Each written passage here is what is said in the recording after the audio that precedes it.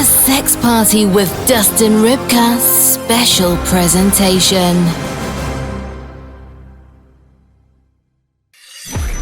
Sex Party with your host, Dustin Rybka. Hello, happy Halloween, and welcome to the Sex Party Halloween Special 2022. With me for this very special episode are two real-life witches, one you know or should know, Gwen Walsh, she's been on the show before, and one new face, MaryKate. We are going to talk about what it's like to be a real witch during Halloween. We're going to chat about which of the iconic horror movie characters is the sexiest. And you know, I am severely disappointed at the answers I get concerning candy corn. So let me know if you agree, if you disagree, whatever you might think. There are two interviews coming up along with a bunch of craziness. So without further ado, the first of two conversations, this one with Gwen Walsh. Happy Halloween. Gwen Walsh, welcome to the Sex Party 2022 Halloween special. Happy Halloween. How are you? Thank you. I'm good. Thank you for having me. Yeah, of course. I mean, you're our resident witch, I feel. And so I had to have you back for the Halloween special. Come on. Of course. Yeah. Being a witch, as you are, right? A witch in the city now. How do we feel about Halloween? I personally love Halloween. It's called Samhain in pagan circles, especially more neo-pagan and Wiccan influenced circles. And I love it. It's considered the witch's new year. It's this big time of like releasing. It's the final harvest Sabbath, if we want to go back to like the origins of the holiday itself. And so it's this time of year where we can really connect with ourselves. We can connect with whatever spirits. There's this ideal that the veil is thinner. Like a lot of people, you might hear that if you listen to witches talk about Samhain. And so there's this idea that there's more spiritual and psychic activity around this time. And so it's easier to connect with deities, loved ones, ancestors, things like that. And as a result, like connect with ourselves and think about like, what do we need to, release? What do we need to harvest, so to speak, and kind of getting ready for the winter, if you will. And so it's a big holiday of like personal transformation and also like looking at those parts of ourselves that we might not always think about, which is, I think, why we have that conflation with like the spookier, like scarier aspects of ourselves, because it's kind of like how people talk about Halloween in general. It's like the one day of the year or the one season of the year where we have permission to experience all of these more taboo or scary parts of ourselves and our culture that we might not want to look at all the other times of the year. So I love it. Yeah, I fucking love Halloween too. I mean, that's why we're doing a special. And you mentioned a couple things which I think are really fun, really cool. One, that the veil is thinner, right? And so people, there is that belief that October 31st, like the gates, right, if you will, are thinner between the afterlife and life. And so spirits can come through or something, right? That's like sort of the roundabout belief. I don't know how pagan that is or anything like that. Do you personally believe like people can come back from the dead on Halloween? I mean, I personally believe that there is no necessarily, I mean, obviously none of us know everything, but personally, I don't think that there's any thinning of the veil, if you will. I know that's a big thing that a lot of witches say, but I think of it more as like psychologically, we allow that to happen. It's kind of like the placebo effect. Like our psychic and intuitive and spiritual aspects of ourselves are always available to us, but we think about them more around Halloween. We feel like we have permission to engage with that part of ourselves during Halloween, which is why people want to like visit Salem in October and things like that. And so In terms of like the technical, do I believe it or not? I would say no. I believe that we always have the ability to connect with ourselves, to connect with our psychic and spiritual capacities. But I think that it is okay to encourage people to honor, that time of the year. It's like we don't get excited about Christmas in June. We get excited when the season arrives. And so why not allow ourselves to get excited about psychicism and intuition and spirituality around this time? Well, there are some people who are very annoying who get excited about Christmas in June. And so please stop doing that. Okay. It's June, it's December. It's a long time in between. Knock it off. But I love what you said because, you always take more of the magical woo-woo stuff, right? And you make it really tangible. I think that's sort of in your personality. I mean, you are a witch, and yet you're at Columbia studying, clinical things. And so I love that you have both, because for me, someone who's always been a skeptic, I want to believe in all of it. Totally. Right.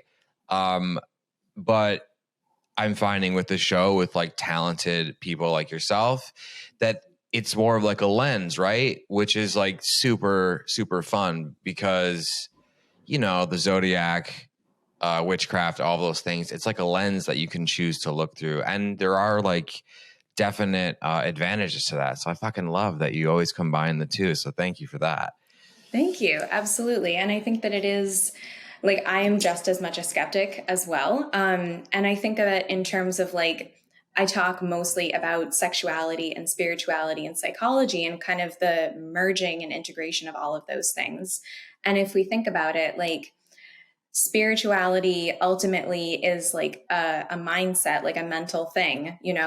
There's no facts of this deity definitely exists, or we've empirically proven that the veil is thinner on Halloween. There's no physical, tangible evidence, but we believe it ourselves. And it's kind of related to how a lot of people say that the brain is the biggest sex organ, that if we are turned on mentally, we are more likely to be turned on physically, as opposed to a mental context that is not arousing at all. That's not necessarily going to make us physiologically aroused either. And so I feel like it's all connected in terms of spirituality being a mental thing and the mental really influencing the physical, if that makes sense. No, it does. I think they're more linked than people would like to believe or give credit for. I think people in my experience, seem to just move through life oh, everything is this way, everything sucks, and everything da-da-da. And it's so much more gray than that. Mm-hmm. And I love that because you seem to really travel right in the middle, the best of both, and then kind of reject the worst of both, which I think is really, really cool about your personality and what you're doing. I think it's fucking amazing. So, when I was booking guests for the Halloween special, it's a little more of a variety show this time around. We're having a little more fun. I was trying to book people on the show who maybe have had sex with a vampire, have had sex with a ghost, right? And good for them. Okay. Being a skeptic, I'm not sure how that works. I'm not sure, whatever. So what do you think is happening when someone's I'm having sex with a ghost? Are they just saying that to get on TV over in the UK? Or is it more of something maybe they believe, or what's happening there? Are ghosts coming into this world and having sex with people? So that is tough because I can't say that what I believe is completely true. I can definitely have opinions, and I do also want to leave room for just because I believe something, that does not make it true. So I believe that ghosts, for the most part, can't engage with physical things, and that's part of the beauty of being human. I feel like so many people kind of denigrate the human experience as, oh, humans are so weak and so this and so that. And at the same time, spirits and deities cannot experience things that humans can. They don't have that human experience. And that's, I think, part of why they engage with humans. And so, again, in my mind, I can say that I've had experiences with ghosts, with spirits, but I can't prove that that's true, and nobody else can prove that that's true. So when I hear of someone saying that they had sex with a ghost, for example, if they believe that that is true, I can't prove that right or wrong, and neither can they. And so, like, it almost gets to the point of, what is the point of proving it right or wrong? You know, what would that provide us? And so if someone says that, as long as it's not harmful to them or to others, then, like, all right, awesome. Like, I've never had that experience, but I've also never climbed Mount Everest, and that doesn't mean that other people haven't. See, again, you're the perfect person to ask these kinds of questions, right? Mm-hmm. Because I knew we'd get a fucking great answer. I just had to be the one to ask about having sex with ghosts, because you're right. Like, if you think you're having sex with a ghost and it feels great and you're not hurting anyone, have a ghost gangbang, right? Fucking have at it. Amazing answer. And thank you for indulging me on that one. The woman from the UK blew me off. She was supposed to come. She has like apparently has evidence of being in a relationship with a ghost. So maybe next year, for next year's Halloween special, we'll see. So back to the witchcraft stuff, right? Why have witches? I mean, is there something to fear with witches? Because, you know, Halloween, we go to fucking Walmart's or Spirit Halloween. It's like the green face, the long nose, the pointy hat. Where is that coming from? How much of that is true? Should we be afraid of witches? So from my academic perspective, that comes from the original archetype of the witch. And witch hunts, if we go back to like Spanish Inquisition, the Malleus Maleficarum, which was the original witch hunter's manual, which is a European thing. The English witch trials and the Salem witch trials, they were all forms of social cleansing. And usually it was a cleansing of usually women who were older, who lived alone, who had some sort of eccentric tendencies, or were otherwise disliked by other people. Maybe they were grouchy, whatever, and or the demonization of women's sexuality. And so there's this kind of split of either the ultimate desirability and sexualization of a woman, which, like in the Salem witch trials, men would say that a certain woman came to them in the middle of the night, like crawled through their window and tried to have sex with them. And that was called spectral evidence. And that was enough to condemn someone to death as a witch. And in especially like the English witch trials, as well as the Salem witch trials, if there was a woman, say like an older woman who lived alone, didn't have a husband or kids or whatever, maybe was grouchy, or maybe just was unliked for whatever reason, she would be said to be a witch because she wasn't adhering to the traditional roles of a woman, or she was not adhering to whatever likability that women should. And so she was kind of framed as this object of ultimate undesirability. So it was like, if you're too undesirable as a woman, you are said to be a witch. If you are too desirable and too tempting as a woman, especially in like the Calvinist Salem days, in which like women's sexuality was dangerous and was the devil, then you were also said to be a witch. And so that's kind of where this split of witches as either extremely sexual or extremely non-sexual, green skin, long nose, etc. That's how that kind of began, at least. Yeah. I mean, so the thing with the woman crawling, I had an ex who used to crawl through my window and try to have sex with me all the time. But it was like, I feel like it's more my fault because I just kept letting it happen. So whatever on that, right? Any thoughts you have on that, I would love to hear. She definitely wasn't a witch, but she definitely. Well, I mean, if she wasn't a ghost or a specter, if you will, then She's just a regular woman who wanted to have sex. But the difference was these women that were accused of coming to these men as specters or ghosts. So they were not flesh and blood. It's not even like Sarah Good over there was horny one night and wanted to come over and have a tryst with, you know, Proctor, whoever, Cotton Mather. It was like Sarah Good came over like in spectral form and tried to have sex with whoever. So it was like, of course, completely ridiculous. But in those days, when it was thought that the devil was around every corner and preyed on the most pious people, men mistook their own sexual repression and oftentimes drunkenness for women coming to them in a devilish spectral form. So there's a lot, like the entire narrative of witches and witchcraft is based on gender roles, gender oppression, sexual oppression, all of those things. And I think that's why it's such a powerful image for women to now reclaim as, I have control. I have these special powers, this special connection that other people don't have, that you can't possibly understand. Right.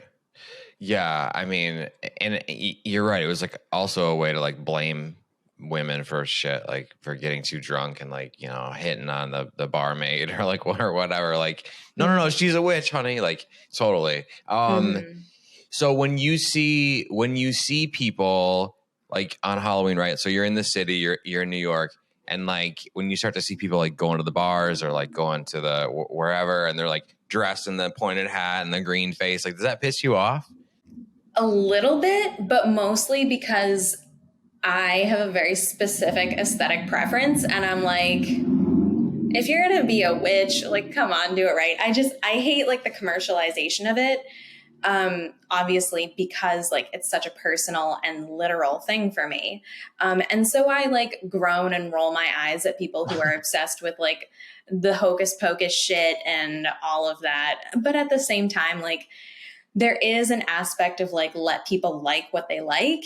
And then also I'm a judgmental Virgo and I'm like, that's not aesthetically pleasing and it's not historically accurate or anything accurate.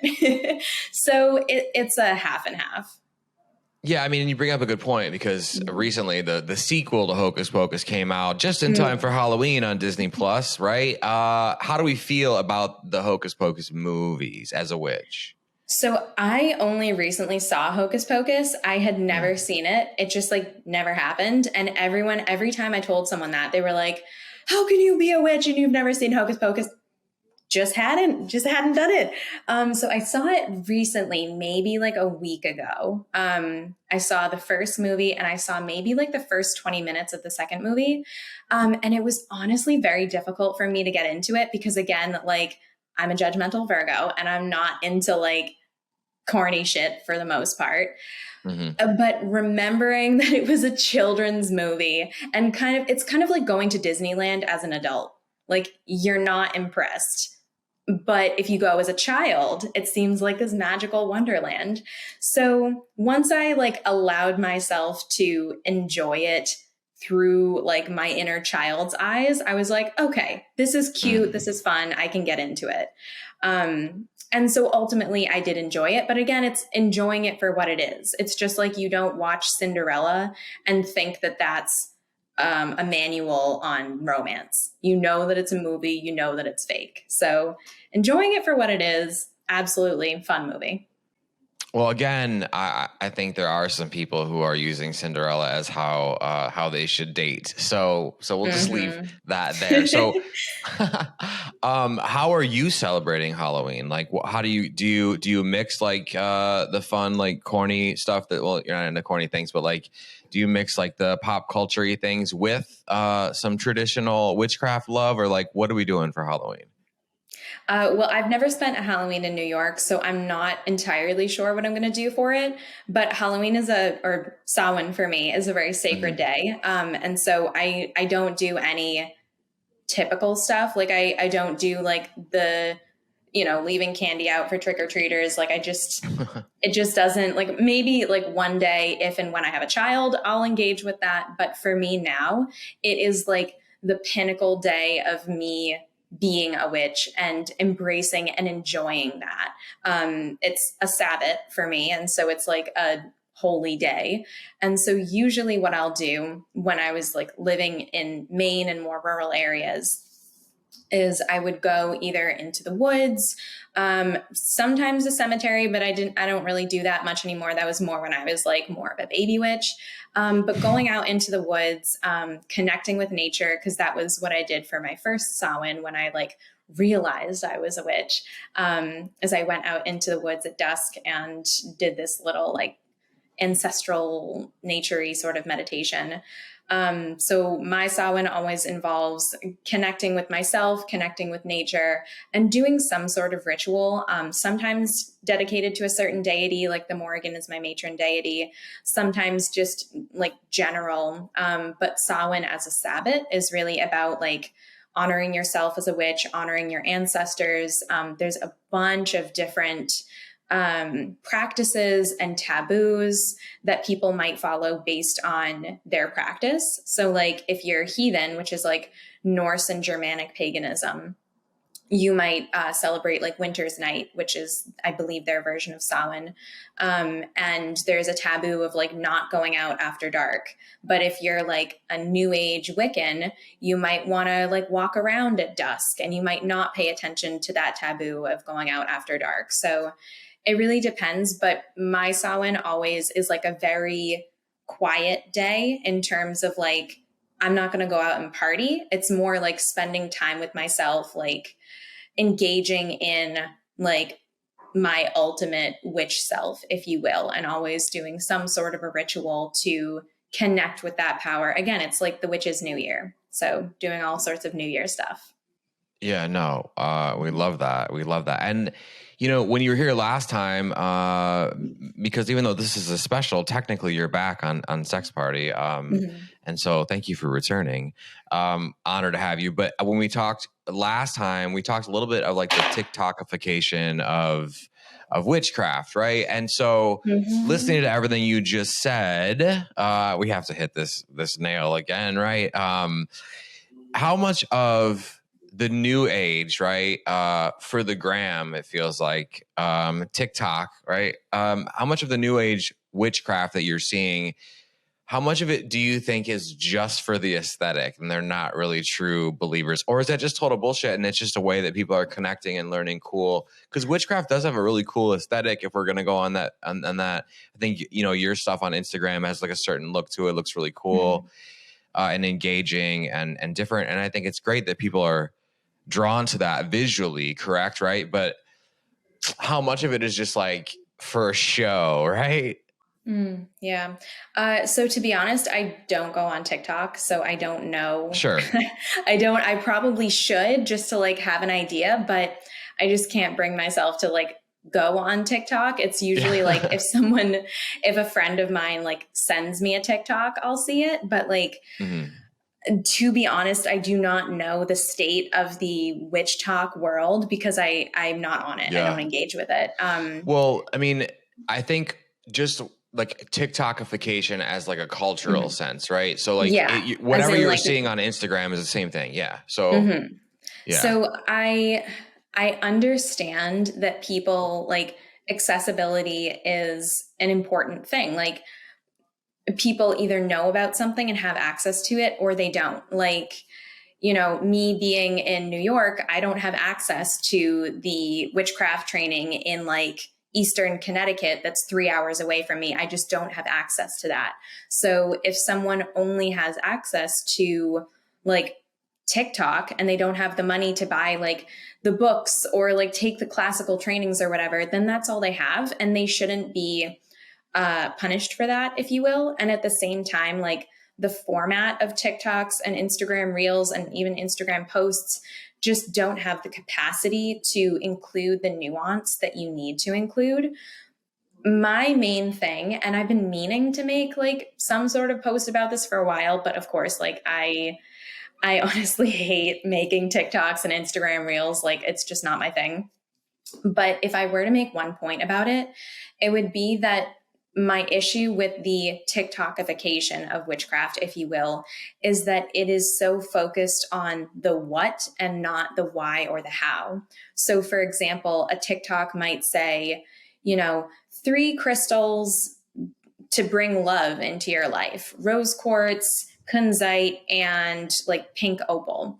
Like, okay, I know what the 3 crystals for love are, but I don't know how I would use them. I don't know why I would choose one over the other.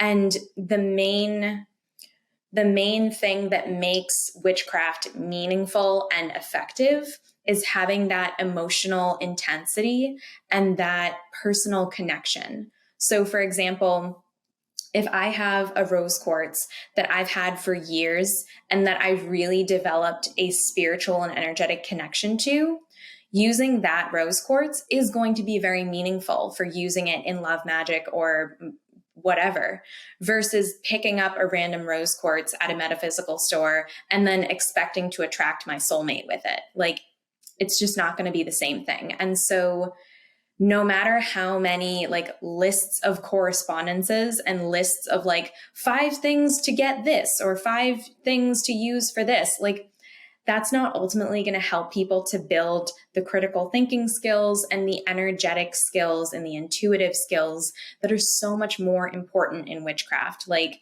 I really don't use any things in my witchcraft. I have like oils, conditioned oils that I'll put on myself and whatever. But most of how I teach witchcraft is the feeling, the energy, developing those energetic and intuitive skills, as opposed to you need to buy this thing if you want to do an abundance spell, for example. Right. Yeah, no, I think that's a good roundabout way of saying, because it's like, for instance, like, the Kardashians are going to the wherever and picking up rocker dudes and whatever. And that's great. It's awesome. Good for them. Right. Like, and I guess sort of maybe still is a little trendy, and like Megan Fox and MGK, like all of those things. Great. Amazing. But it did become sort of a trend to like find a dude with fucking Converse and a Black Sabbath t-shirt and like all that shit, which I have both, by the way. And then it became like a trend on TikTok and Instagram and all the things. So I'm wondering, like, that's what I meant is witchcraft becoming a trend in that sense, where it's like, I'm not really using this shit. Like, do you see that with your own 2 eyes? Like, I kind of feel like these are like maybe some fake witches, right? Or something, like they're just doing it to be hot and sexy, Yeah, you can usually tell the people who haven't done their research. So for example, like, not to call anyone out, so I'll keep it anonymous, but I went to a concert recently, and it was like performance art, and the vocalist was doing some sort of like ritual, and they invoked Kali, and I was like, not a good idea. It was like some sort of ritual for like either sexual empowerment or women's empowerment or something. And in my head, I was like, one of the contracts of working with Kali is celibacy. And so people who are devotees of Kali are either voluntarily celibate, and that's part of their devotion to her if they know that, or they usually, if they don't know it, they may start developing like sexual problems, either physiologically, psychologically, or both. And that is something that is basic to me as someone who knows that. But like 5 years ago, I didn't know that. And so people who invoke certain deities or just kind of do things without doing research, without having respect for the practice, and without knowing kind of the energetic safety and hygiene, like, it's just not good. It's kind of like if you go skydiving, for example, you need to respect the inherent danger and do your research and know, okay, if I have this medical condition, maybe I shouldn't do that. Or if I'm afraid of heights, maybe I shouldn't do that, because it's not just something that you see it and you do it. Like, you have to have respect for it. You have to recognize the inherent danger in it. It can be a wonderful and fulfilling thing, but by that same token, it can also be dangerous and needs to be respected. Yeah, I mean, come on, like what the fuck? We like talked about the the girls like their panties being haunted and shit by fucking around with spells last time. Yeah, so like nobody wants that. Okay, whatever that is. No, right? Respect is a big part of it. And I always love to put you in that position with those kind of like sticky questions because you're a real witch. You're incredibly intelligent on the subject, but you have like a way about which you carry yourself. And I think that for people who maybe don't or aren't there yet or whatever, I think it's cool to see what happens if we let you kind of not talk against them, but maybe I'm stirring things up, maybe I'm not. Who knows? Yeah, absolutely. And that's the thing is like people, I recognize that a lot of people who are drawn to witchcraft want to create change in their lives, want to feel a sense of control, want to feel a sense of connection. And that is totally understandable. But going back to what you said about, for example, Megan Fox and MGK, Megan said something about how they drink each other's blood. And I actually made a reel about this and a TikTok about this. So I am capable of making TikToks when it's really important. So that's how you know how important it is. Yeah. And I was like, this, first of all, it's irresponsible for them as public figures to say this without giving any context because they know that their audience is mostly teenagers and younger people who probably have never taken a bloodborne pathogen class. And so myself as both a sexual and spiritual educator, like there are dangers for both of those things. Doing blood magic, drinking each other's blood is spiritually bonding yourself. And like, if it were me, I would not want to spiritually bond myself to Machine Gun Kelly. Like, I'm sorry, the man seems to have problems. So like, let's not, shall we? And physically, if you drink someone's blood, that's extremely dangerous. There are so many potential infections that you could get from that. So it's just like, being a witch in my mind is not just, look, Ma, I can do witchcraft. And it's not just like creating chaos in your life for the sake of shaking things up. It is also a responsibility. I think it's a personal responsibility to your own growth and your own continuous like journey towards your well-being. It's a spiritual responsibility of like being connected to your ancestors, your deities, the world around you, whatever. And I think it's a social responsibility of, if I have this power to do something, I have the power to do good, to, work my witchcraft, to, help myself, to then help other people, because it's not just about helping myself get ahead, which is a very American thing. And so it's interesting to see how witchcraft in America is very often about get myself a soulmate, get myself $1 million, make myself abundant. And then on the other side of that, it's like, okay, but how are we going to utilize witchcraft for activism and for inciting constructive social change? Because that's another part of it. If we say that we're so connected to the elements and the earth around us and everything, how about we help that earth? And so I do actually see a lot of witches doing like advocacy for indigenous peoples and tribes, environmental advocacy with like Planned Parenthood and gender and sexuality. And so there are people doing good things, but it's important to remember that. And that I think is where a lot of baby witches can get stuck in like the me. Yeah. So, I mean, rant over. No, we fucking love that. Like incredibly well said. Right.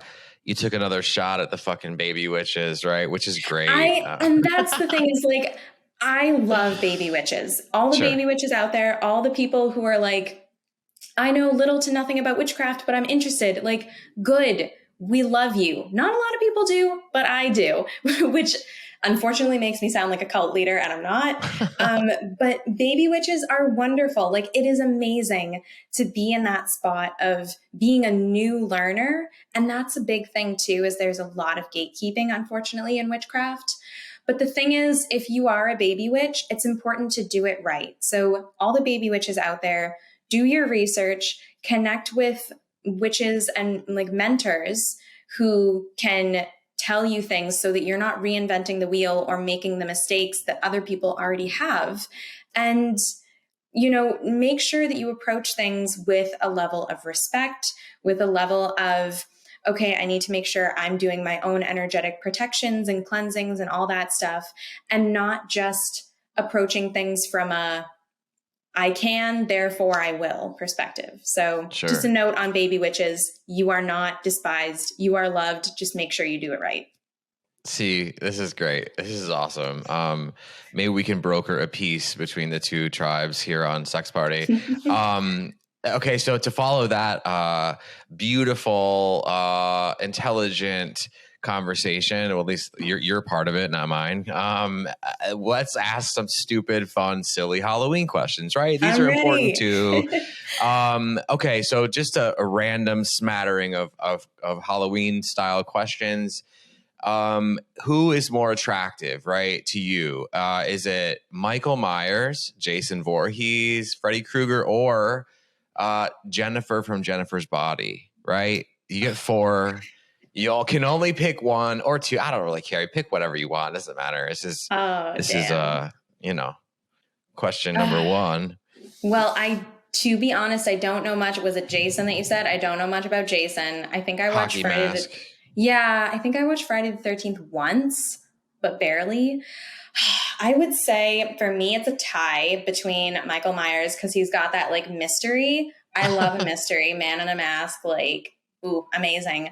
But I will have to say Jennifer from Jennifer's Body is undeniable, like the bisexual awakening that so many people had watching Jennifer's Body, like can't deny it. Cultural zeitgeist.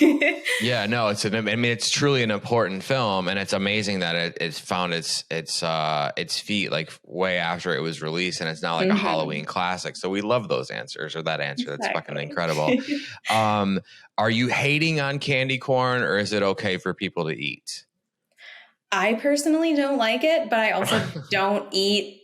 I'm very specific about what I eat, so I don't like it. But I remember when I was younger, I used to like it. So let people enjoy what they want to enjoy.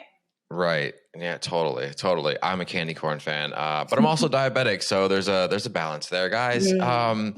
Okay, and then Ghostbusters, the original Ghostbusters, or Ghost Adventures, the reality show on whatever weird channel that is. I haven't seen either, but I know culturally lacking. I've been spending all my time reading Raymond Buckland. I haven't watched Ghostbusters, but I would say the Ghost Adventures, because I always think that it's interesting when people even attempt to do like the real spiritual like hunting and all of that. Right. Yeah, I feel like being in New York, you would absolutely adore the original 1984 Ghostbusters. There's so much like intelligence in the humor, and for that, and the New York element too, because New York is almost like a character in the movie. I feel like you would really, really enjoy it. Would you rather spend money to? And I know because you have experience. You talked about it last time you were here on the show. Like you have experience in houses that are haunted. So, would you rather?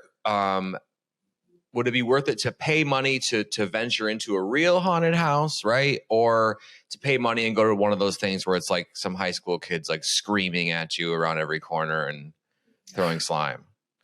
I will have to say the first one, the real haunted house, just because I never want to go into real haunted houses because, again, like I know how it feels. And especially if I have to spend the night there, it is just the worst experience because it's real. And at the same time, like I am not someone who likes to be scared. Like I have enough CPTSD or whatever it's called. Like I get scared by the toaster popping up. Like I'm good. So like the brash jump scares and like, again, the corniness, I'm like, no, like if something's going to scare me, make it real, make it like the subtle things that I pick up on psychically, because at least that's an interesting experience for me. Whereas like going to like the Walmart of haunted houses made by high schoolers, yeah, I'm not interested.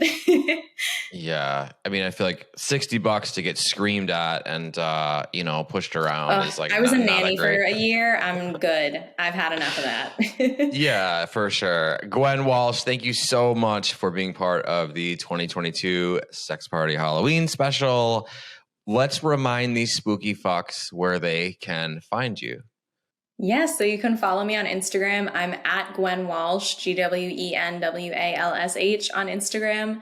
You can also connect with me on my website, gwenwalsh.com. You can join my email list if you prefer email. And I think that's mostly where I exist now. I have TikTok, but I really don't use it. But yeah, come find me. Let's hang out. Let's chat. I love connecting with you all. Amazing. Thank you so much for doing this. We will Thank definitely you. talk soon. Yeah, and you'll be back, so they can fucking wait around for that. Can't wait.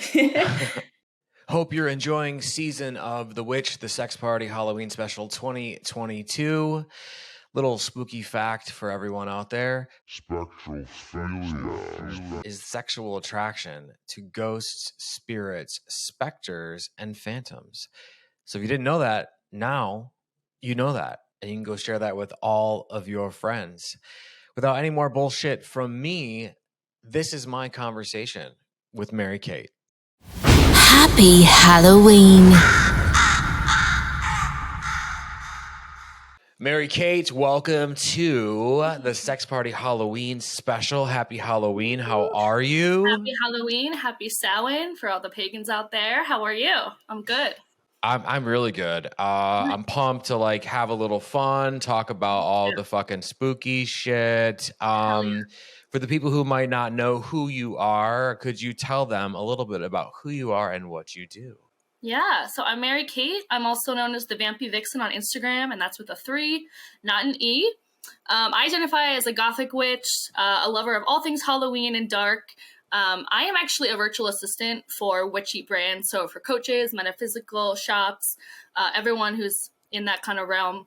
I also work at a tax firm during the day, so I call that my corporate goth job. And then once 5 o'clock hits, I'm back into my blogger, witchcraft horror self. So yeah, a lot of the reason I started this Instagram.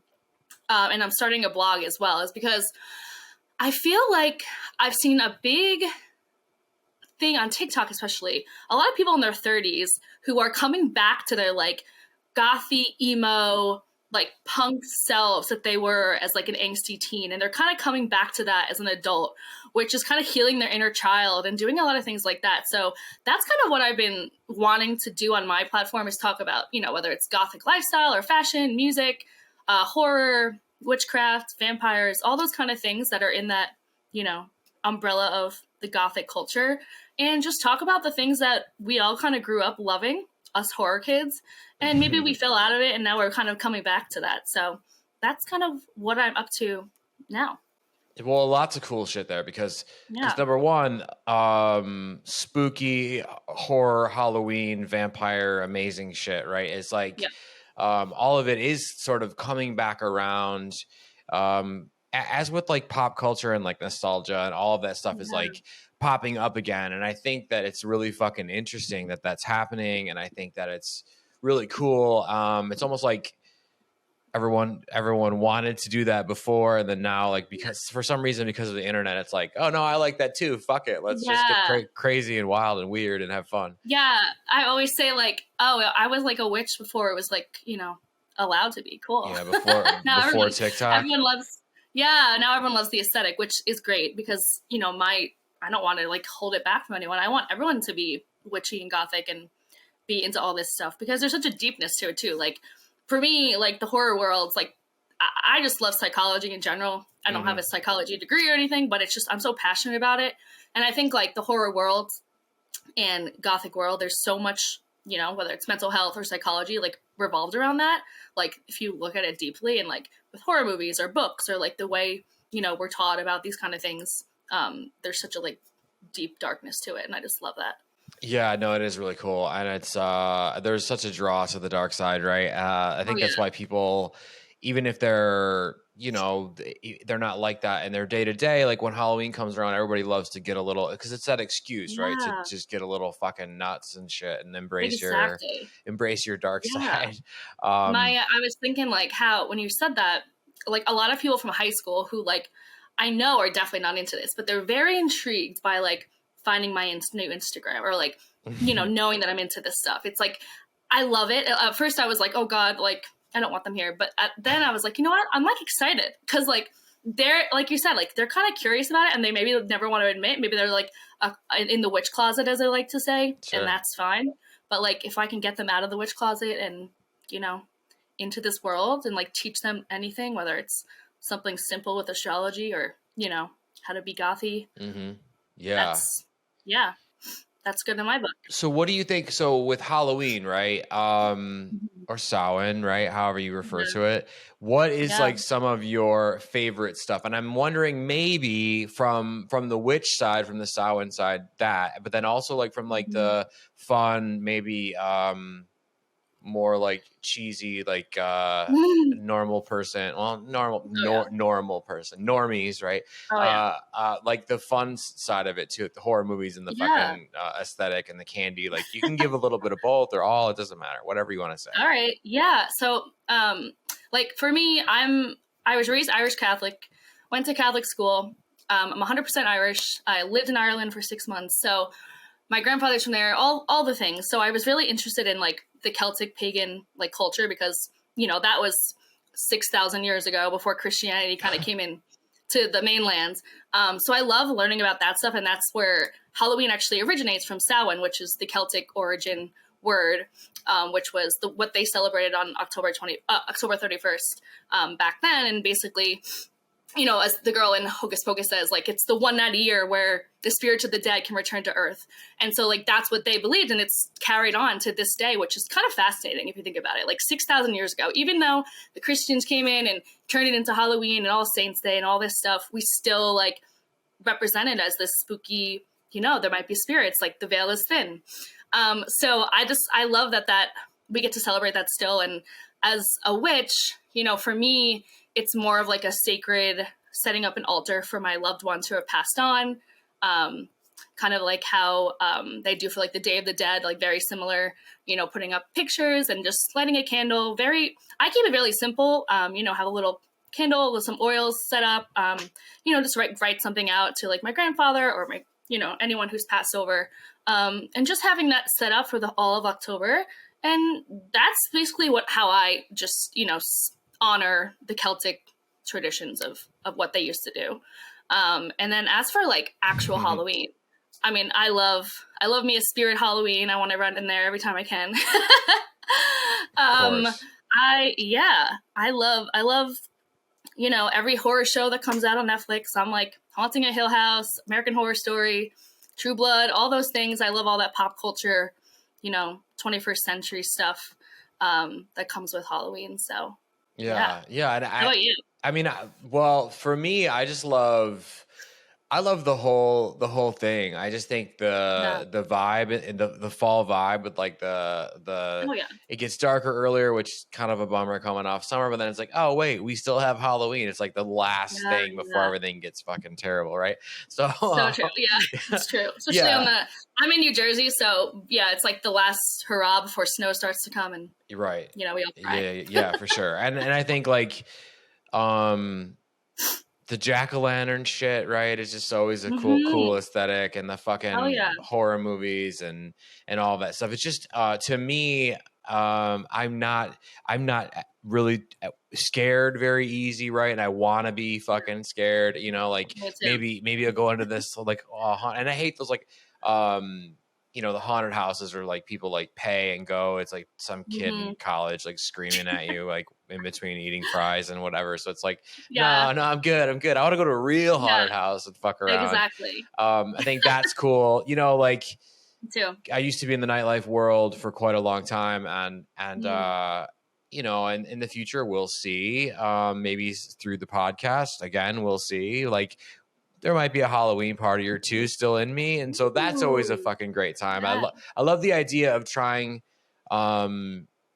to get to a place with yourself where you're like, let's really like not just dress up, but like embrace being this character for one night. Yeah. I dressed up as the Joker and hosted a whole party as the Joker one time. That was a fucking blast. Yeah. That's awesome. Totally. Wow. It was so much fun to embody that madness, right? Yeah, for sure. I love that. Yeah. And so like this being sex party, what do you think is sexy about Halloween? I just thought of like the Mean Girls quote where she's like, Halloween's the one night of the year every girl can dress up super slutty. Right. Right? Like, obviously it turned into that because that's just the way it was. But I think, everything about paganism, Celtics, like the things I'm interested in, all of that to me is sexy. Like the darkness, like honoring like the dead, honoring like dressing the way you want to as like this dark goddess. Like all of those things are just things that I do to feel sexy during. I celebrate Halloween all year because to me it's spooky season all year.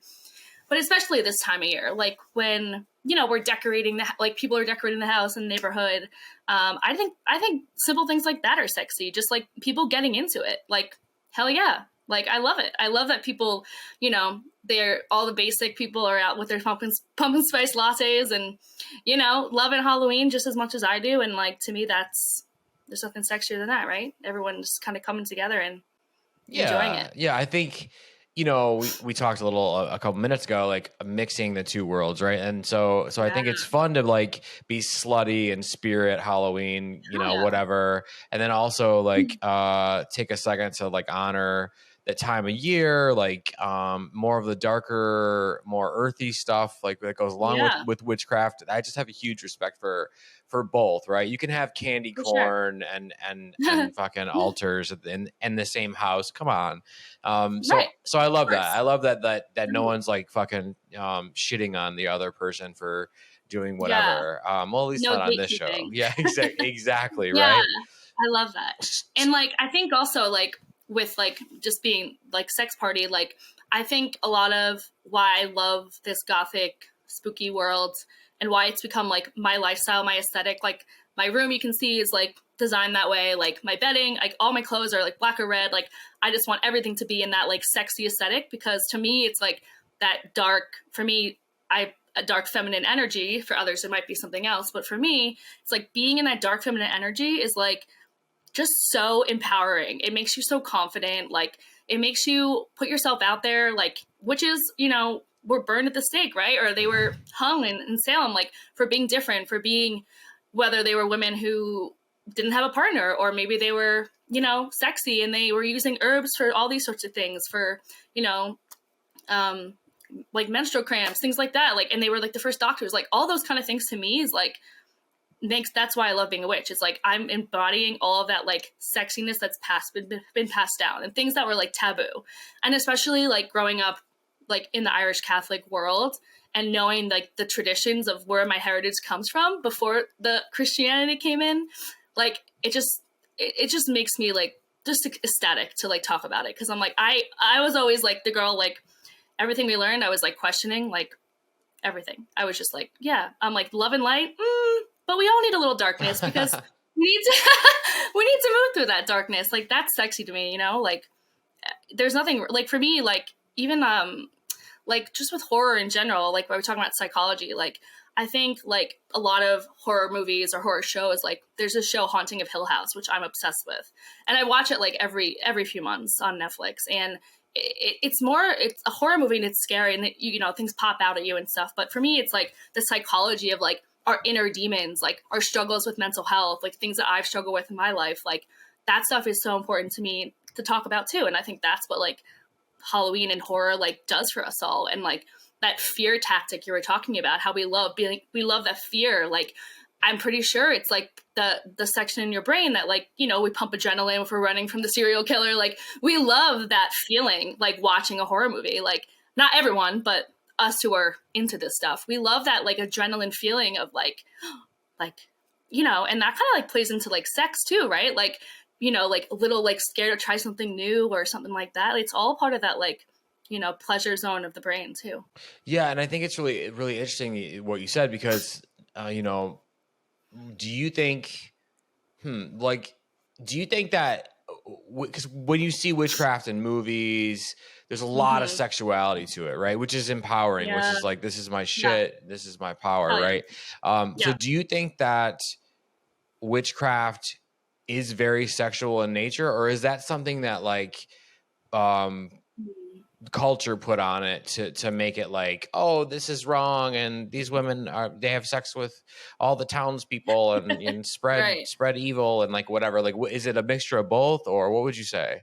I think it's a mixture of both. I think it's like the Hollywood side of it is, you know, like even like Hocus Pocus, right? Like great movie, but like the witches are portrayed as bad, like they're evil. Like, but to me, witches aren't bad. Like that's, you know, that's something that Hollywood has put into our heads of, you know, they do this, they eat babies, they, you know, are the ugliest things to walk the earth, but they also can be the sexiest thing, and they'll take any man or woman they see, you know, suck the souls out of them. But for me, like, I think, yeah, like the opposite, like it's a mixture of both. But yeah, I think like, I don't know, maybe I'm contradicting myself. That's okay. We're a big. I contradict myself all the time on this show, so it's like, nice to have company. It is very much, yeah, it's very much the Hollywood scene, but at the same time, we have to remember like the difference between like, you know, being sexy as like a feminist, which is like what a lot of witches represent, versus, you know, just being sexy, you know, in a slutty costume on a TV show for the, you know, the male gaze. So like there's a line between that, you know. So I think it definitely falls into both. Yeah, because to me it would seem like that is, you know, empowering and female and like, you know, rock star fucking shit. So I think it's I think it's awesome. Like owning it. Yeah, totally. And especially like with religion and, you know, like how witches were, you know, persecuted. It was very much like a Christianity thing. You know, that they didn't believe in that. And so like anyone who was different, and that's kind of where this goth world still comes into play today for me, is anyone who was different in those days, like that was the end of you. Yeah.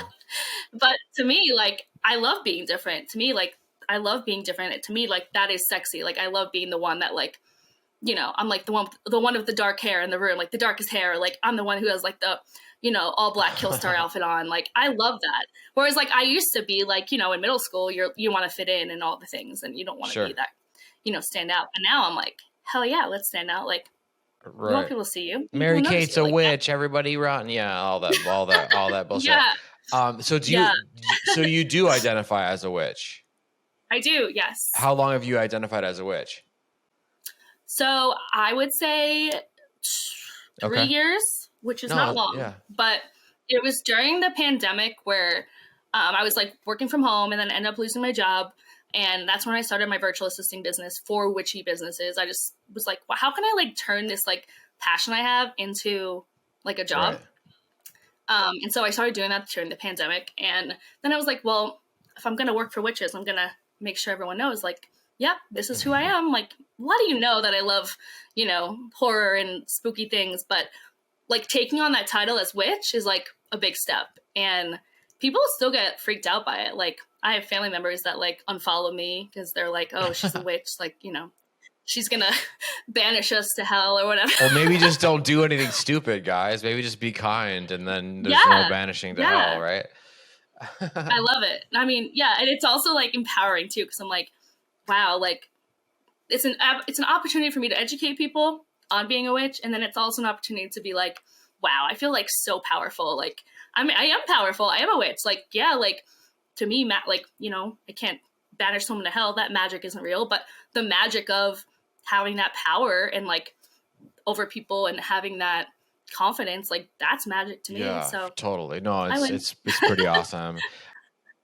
Yeah. And we talked a minute ago about the veil being thinner on Halloween, right? And so I'm wondering, just like personal belief, like, you know, again, it's sex party, and I'm kind of bitter. There was someone who was supposed to be on the show and she bailed, and so so now we're gonna talk about her a little bit. So basically, so do you think do you believe in ghosts, or do you think ghosts are real? Let's start there. I do. Okay. If my brother hears this, he's gonna laugh because he's so against ghosts. He doesn't think they're real. But for me, I know people that have had experiences. I haven't personally. Like, that's my goal, is to like have an experience with, I don't think they're these like white things that are floating around like Casper, but I think that spirits are definitely real. I think the energy is the spirit to me. It's like energy. It's like you feel someone's presence. Like, I want to feel that, and I do believe in that. But I don't believe that, there's, you can really see them or anything. I think there's more of like a, feeling you get. Right. Yeah. Well, the reason I ask, because it's the Halloween special, number one, but number two, so this woman was supposed to be on the show. I'm not going to say any names. It was booked. It was great. Whatever. She is from the UK. She claims that she has a sexual relationship with a ghost. They were engaged to be married, right? But then she blew me off. She's not on the show. So, but now I still want to explore that a little bit, right? Because it's so Halloween. It's fun, and whatever. Do you think that it's possible for a human to have sex with a ghost? I think I'm going to take it back to the energy, because I'm thinking about how, like, growing up, you think, oh, like, sex is just with someone else, right? But, like, they never teach, especially girls, they don't teach girls to, like, have pleasure for themselves, right? I think that for this person, and I could be wrong, it's an energy thing. It's like she's with herself, and she feels, whether it's an actual presence of a ghost or not, she feels that energy in the room. All power to her. If she believes that, like, if she thinks that that's sexual relations with this energy, like, that's fucking awesome, Yeah. I mean, this is. You think that's like? Does that make sense? No, I totally agree with that, and it's great that you said that, because I'm not bringing this up to like disprove her or knock her. That wasn't my intention. My intention was to talk about it with her, and she's not here, so now we're just gonna discuss it like without her. But like, hey, come on the show for next year, or maybe just come on the show, talk about having sex with ghosts, like, because that is so fascinating. Yeah, and I'm someone who's like, if it feels good to you and you're doing it, and like, who the fuck cares what anybody else thinks, No judgment. Exactly. Like, there's no, like, there's been like this issue, like, in like the TikTok witch world of like gatekeeping, like, you're only a witch if you do this, or if you're only goth if you do this. You can't like emo if you're a goth. Like, all these gatekeeping like titles, and like, I don't believe in any of that. I think that's completely against being goth, witchy, vampire-y, dark academia person. Like, that's not the point of this all. The point is to, let everyone be themselves and express themselves the way they want. So good for her. I love it. Yeah. Have sex with ghosts. I mean, if it feels good, do it. Okay. So, with this being Halloween, right? And like, you have your staple characters, right? So I would say, question to you, right? Michael Myers, Jason Voorhees, Freddy Krueger, or Jennifer from Jennifer's Body. You can only pick one. Which one are you most attracted to? Like, and I would date you. I would have sex with you kind of way. Where do you go in those four? 100%. Jennifer's Body. Yeah, I feel like that's the my answer. background is literally Megan Fox, so on my phone. Yeah. Hell yeah. So yeah, I love her. And that movie, it's so funny. I only saw that movie like 5 years ago, and I've seen her talk about that movie where she says that movie came out in like 2009, and it was a movie that like got a cult following like later in life. And like, it was like a flop like when it first came out. And now it's kind of like an empowering, very like, cool movie. Especially, I know there was like an all-female like directors or stuff like that. Like, it's very much a big movie now, which is kind of funny. Which I love, because I love her and I love that movie. I think it's great. Yeah, no, it's a cult classic, and it's like, it's very sexual. Obviously, it has a ton of like bisexual awakening things happening in it, which is like really cool. And it walks in. I think Diablo Cody directed that. I'm not sure though. Whatever, but she's fucking awesome director. It was a very sexual, very creepy Halloween horror. Yeah, it was awesome. I love stuff like that. There's another movie called It Follows that's like very sexual and I haven't seen that one actually. Amazing horror movie. I won't spoil it for you, but you should. If you like, I'm gonna watch it later. Yeah, if you like horror, you should go and fucking get that. What were you gonna say? I interrupted. I love that. I was gonna say, in Jennifer's Body, coming back to that whole like, you know, feminism kind of thing, like versus like the sexualized thing. That movie like definitely has both. It has like the Hollywood like sexualizing because it's Megan Fox, like she's gorgeous, right? And then it has like the aspect of like men taking advantage, or her taking advantage of the friend, like no matter what what sex you are. Like there was a lot of that too, and then also a lot of empowerment. Like she wanted to be this sexy goddess, and then she took it too far, and then she ended up like draining her energy and all this stuff. So I think that movie's super deep, and I can't wait to watch it. Like I do every month. No, totally. And I think that's really when someone finds a way to kind of Trojan horse the message in there, they do the sexualization with Megan Fox, but then it's like all of these other messages, and it's all sort of like fun and horror movie and like ripping people apart. But at the same time, there's a lot of like conflicting energy in there where it's like, wait, so things are murky, things are sexual, things are bloody and hot, but yet is this right, is this wrong? So I think that's the fun part of really intelligent filmmakers, exactly, you know what I mean, to use the sexualization to tell a bigger story that doesn't really have an answer. Most people just watch it like, oh yeah, it was fun, whatever, but like there's a ton of stuff there if you want access to it. You're so right. Yeah. I think that's like a big thing with horror movies in general. Like totally. If you watch them like a million times, like, or you like, or watching it from like, whether it's like a film, like a film perspective, like not as like a, entertainment piece, or if you're watching it as like a psychological piece, like you'll find a lot of those similarities with a lot of horror movies. Yeah. Totally. Yeah. Even like Scream is like, to so many people, like just like a teeny bopper fun, like horror movie. Right. But I love it. I think I also watched Scream Queens, which was like this funny show with Emma Roberts that it was kind of like taking on the Scream like idea, and then like it was like today's world. It was silly, but also like it was like hilarious, but also like sexy, but also horror. It was like awesome. Yeah. But Scream, like the original Scream, like we're talking about like final girls, like Sydney Prescott is like the final girl now. Like she's a freaking badass. Like she's sexy, she's cool, she's smart. She's like all the things that most final girls represent.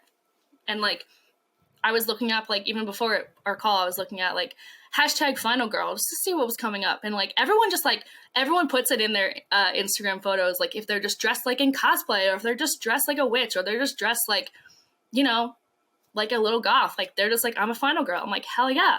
Hell yeah. Yeah. And like, I actually looked up, and I can read it to you.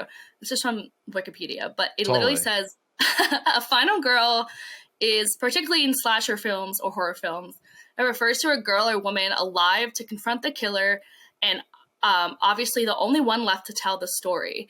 And they're just saying that they're basically like, there was like a bunch of lists of like the favorite ones, which was like her, like Laurie from Halloween. But there's like a, an empowerment kind of thing around the final girl. Cause like, you also see like in Texas Chainsaw, right? Like the slutty people always die first. I always used to get so pissed. I'm like, why? That's not fair. Like why? Like that's the Hollywood, that's the negative Hollywood side of being like, oh, if you have sex in the beginning of the movie, you're gonna die. Like, you have to be the good one. But no, I don't believe in that. Yeah. I was trying to be the other way around. Like if you weren't having sex, then then you die. Yeah, exactly. You die first. Right. Like you die of like no pleasure, and you die of sadness. That's it. Yeah, no, it would be awesome to turn that around for sure. And yeah, I think let's do it. Let's direct it. Totally. On the final girl topic too, like just to stay on this because this is fucking great. The newest Scream from this year, from 2022.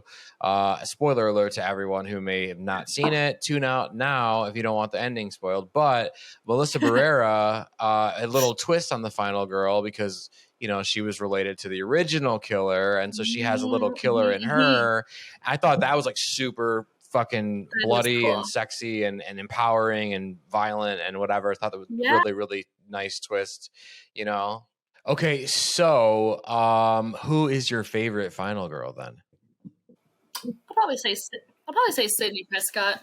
Because this, she's like, I mean, I know Jamie Lee Curtis is the OG, but I mean, I love the girl in Scream. She's so good. Yeah. No, how about you? Yeah, I think go ahead. I know. Oh wow, that's a tough one. I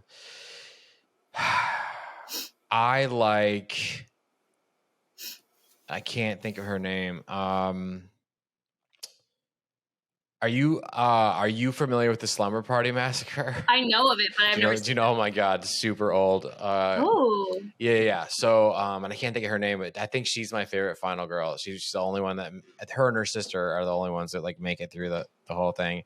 And then in the nice. sequel, she's like in an asylum or Awesome. something. But like I'm a big fan. I love Sydney Prescott. I think you're onto it, right? Because like, come on, it's fucking Sydney Prescott. Yeah. Obviously Best. Laurie Strode from Halloween is dope too. But I like Oh, Nancy true. from I know. A Nightmare on Elm Street. Like, come on, right? I know, the best. I'll be honest, I haven't seen that movie in so long. It's like, I don't know, I love Halloween, like original Halloween is like my favorite. Like I'll watch that like 20 times a year. Yeah.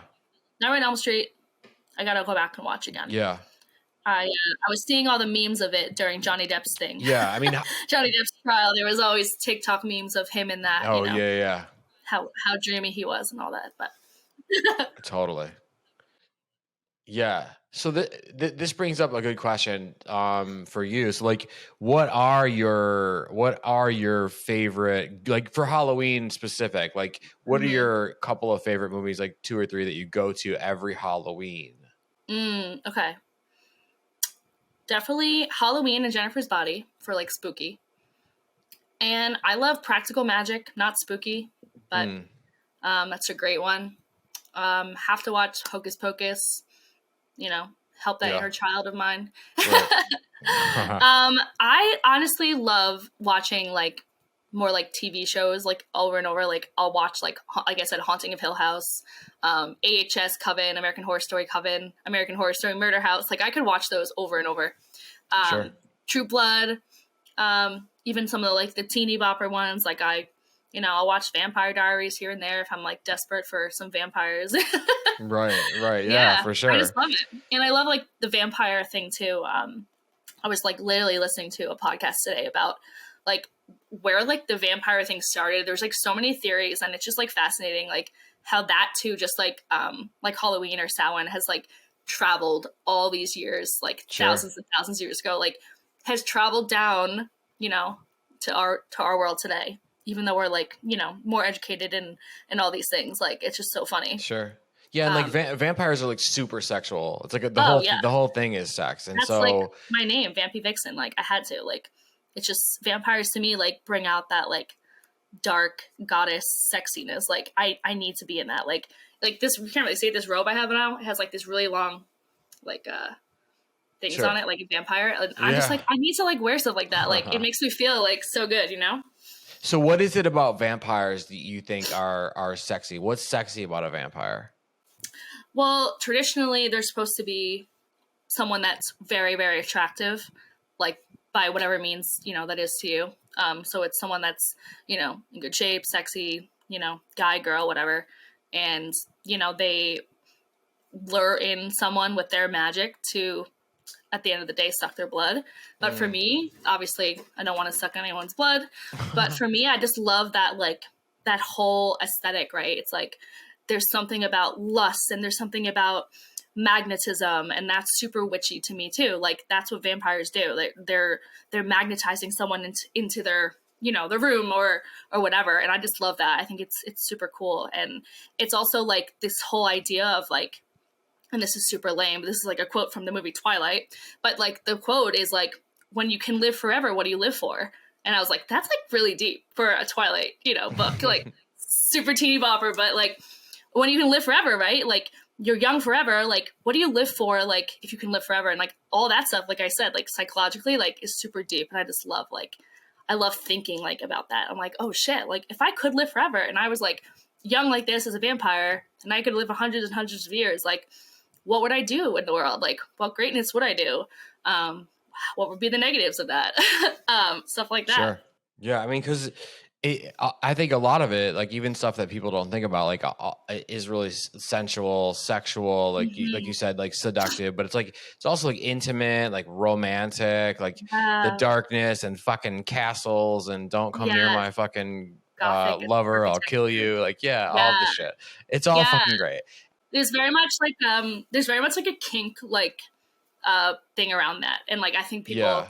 that's probably why people love vampires to this day. It's like them, like it's like you said, like dressing up for Halloween, like being that character all day, like being engulfed in vampire movies or novels, like it puts you in this like alternate universe, and like there's nothing better than that. And like at the end of the day, like it's not the point of like, you know, horror and all this stuff. Like it puts you in this alternate universe that like probably isn't true. Like sure, some of them are true stories, but like it gives you this like euphoria of like what if, which Sure. I think is really cool. Yeah, totally. No, I mean, I think it's fucking amazing, and I think, Oh yeah. you know, as we move through the decades here, just everything gets a little bit more, not just accepted, but like explored. People are exploring Yeah. their darker things and their impulses, and I think it's fucking great. And we should do it when it's not Halloween, but it's Yeah. Halloween, so let's fucking talk some Halloween questions, right?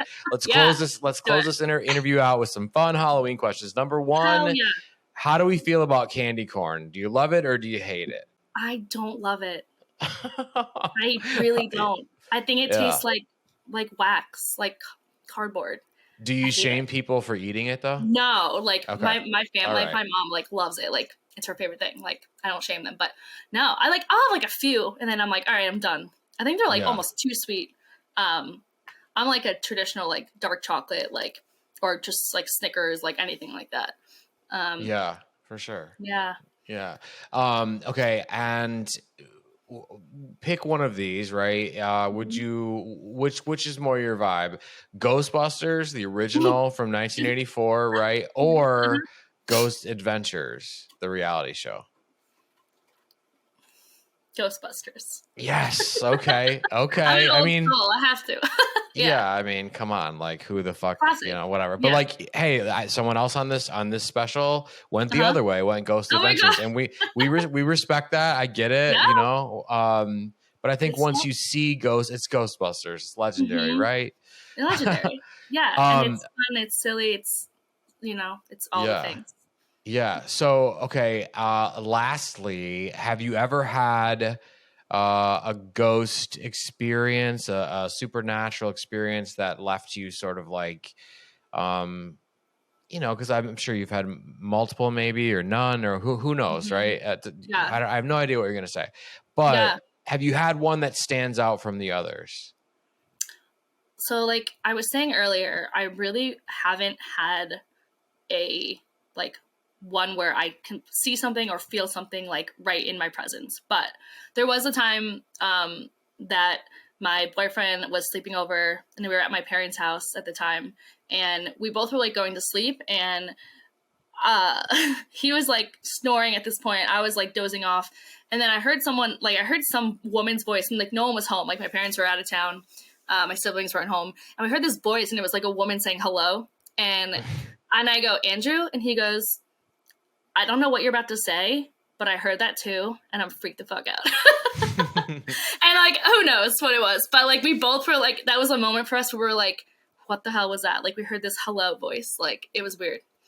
But other than that, I haven't had a ghost experience, which I think also it's like you have to be open to it and like be in the right mindset. I think for someone like me, like as a witch, it's like, I'm always wearing black, always protecting myself, always wearing my crystals, like that kind of stuff, like almost, blocks you from good or bad spirits, I would say, but mostly bad ones. But, I think that's something I need to maybe explore more, go to some cemeteries and bring some people that are really into paranormal investigations, which would be really cool.